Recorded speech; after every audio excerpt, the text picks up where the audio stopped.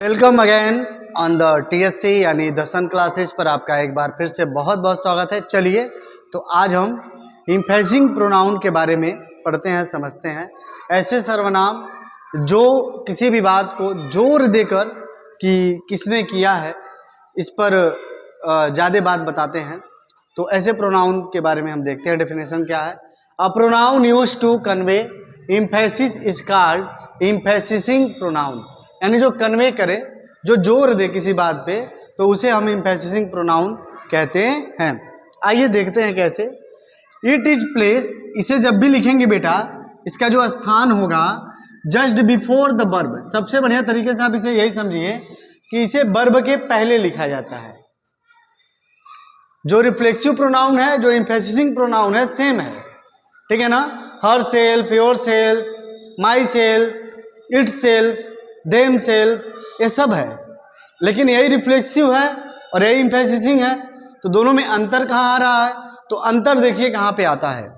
जो एम्फेसिसिंग प्रोनाउन होता है वह वर्ब के पहले होता है, और जो रिफ्लेक्सिव प्रोनाउन होता है उसे हम वर्ब के बाद में लिखते हैं। एक सबसे आसान तरीके से यही एक अंतर आप देख सकते हैं, और आप देख के पहचान जाएंगे सेंटेंस को कि कहाँ पर एम्फेसिसिंग प्रोनाउन का यूज किया गया है और कहाँ पर रिफ्लेक्सिव प्रोनाउन का यूज किया गया है। आइए देखिए एक sentence, I my self have cooked food. अब सबसे पहले इसमें आप आइडेंटिफाई करिए कि कहाँ पर क्या लिखा हुआ है। आई क्या है बेटा? सब्जेक्ट है। माई सेल्फ क्या है? तो आपको कंफ्यूजन हुआ, सर ये रिफ्लेक्सिव है कि एम्फेसिसिंग है, तो आप दोनों लिख के छोड़ दीजिए। अब देखिए हैव क्या है? आपको पता है हेल्पिंग वर्ब है। कुक्ड क्या है? वर्ब है। और फूड क्या है? ऑब्जेक्ट है।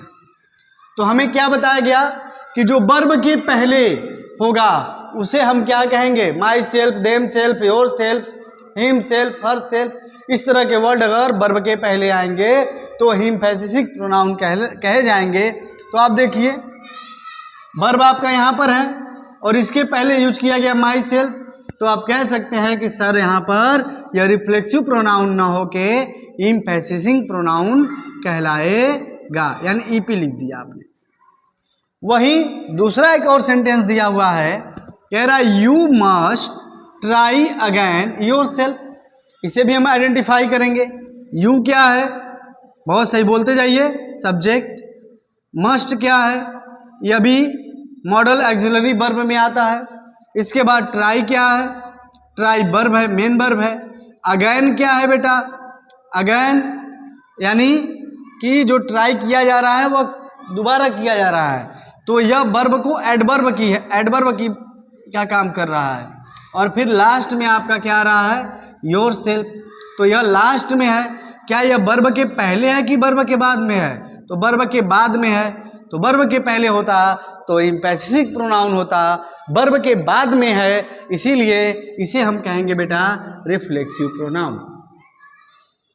ओके, अब एम्फेसिसिंग प्रोनाउन और रिफ्लेक्सिव प्रोनाउन से रिलेटेड यहाँ पर आपको एक्सरसाइज दिया जा रहा है, जिसे आप कीजिए, फिल कीजिए, और फिल करने के बाद देखिए कितना सही हो रहा है, कितना गलत। और दूसरी बात, बहुत सारे बच्चे कंटिन्यू क्लास को देख रहे हैं, अच्छे तरीके से पढ़ाई कर रहे हैं, उन सभी बच्चों का प्लस पॉइंट यही हो रहा है कि उन्हें छोटे छोटे पार्ट में ग्रामर के ये सारे पार्ट ऑफ स्पीच के जो भाग हैं जो उन्हें डराते हैं, वे अब डराना बंद कर देंगे। वे देखकर इसका मोटी मोटा जानकारी तो कर ही लेंगे, जूनियर लेवल का, बेसिक लेवल का। बाकी इससे हायर लेवल का जब आपको पढ़ाया जाएगा तो आप बहुत सेंटेंस ज़्यादा कराए जाएंगे, आपको समझाया और डीपली बताया और डीपली जाएगा, तब जाके आप इसको आसानी से क्या कर लेंगे? समझ लेंगे। ठीक है, तो फिलहाल आपका जो लेवल चल रहा है, जूनियर लेवल के बच्चों के लिए क्लास चल रहा है, आप इसे देखते जाइए। और इसके बाद बहुत ही जल्द जब पार्ट ऑफ स्पीच ख़त्म हो जा रहा है, उसके बाद से हम लोग शुरू करेंगे ट्रांसलेशन टेंस शुरू करेंगे। सबसे पहले is, am, are, was, were, उसके बाद से ट्रांसलेशन टेंस पे हम लोग पहुँचेंगे। तो आप लगातार टीएससी पर चल रहे क्लासेस को देखते रहिए, और जल्द ही स्टोरी से रिलेटेड भी क्लासेस पढ़ने जा रहे हैं, तो आप बने रहिए और अपने साथ के दोस्तों को, मित्रों को शेयर कीजिए क्लासेस को, क्योंकि एक वीडियोज़ बनाने में कितना मेहनत लगता है आपको दिख ही रहा होगा। टप टप पसीना चू रहा है। तो बेटा अगर आप सपोर्ट करेंगे तो क्लासेज और बढ़िया बढ़िया आएगा, टीचर को मेहनत करने में थोड़ा सा अच्छा लगता है। तो बस देखते रहिए दर्शन क्लासेस। बहुत बहुत धन्यवाद।